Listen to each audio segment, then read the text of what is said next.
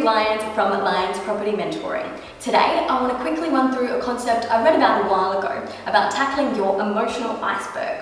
I found it really relevant for myself and hopefully you too, because it's something that can be applied to both your everyday thinking and also your investment mindset. From the moment we begin to think, we begin building beliefs about ourselves and our world and even our place in the world.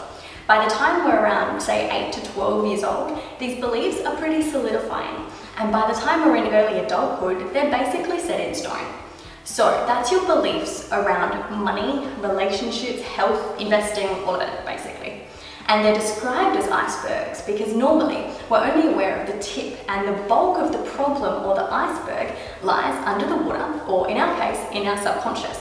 These ingrained beliefs can be restricting and take charge of our lives. And many people don't even know that they exist. But the good news is there is a simple 3-step process to identify and deal with these subconscious beliefs that are holding you back. Step 1, I want you to create a map.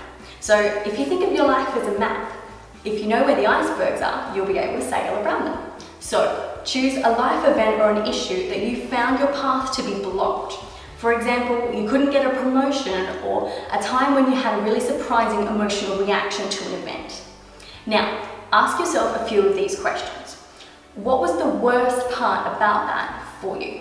And what did that failure mean to you? And if you were to actually have achieved that goal, what would it say about you? If you ask enough questions, you're going to begin to uncover that iceberg, which may appear in the form of, say, procrastination. That was totally me in a nutshell once upon a time, along with self-sabotage, fear of failure, a duty to others. You get the idea. It's going to be things like that. So step 2, we want you to now challenge that iceberg. Once you've got this iceberg belief out on the table, we need to now examine it, okay? Is it accurate? Is it even useful to you? It may have been useful when you were 9 years old, but is it actually relevant now? If your iceberg comes across as something positive to you, saying, for example, that you need to take care of your family and friends all the time without question, maybe it can be adapted into something a little bit more achievable and less stressful. Say, a good person looks out for their friends and family, so it's not as much pressure on you. Now, step 3, we want to thaw the iceberg. Now, this is the final step, and your new awareness should now show you when you're most vulnerable to hitting these icebergs.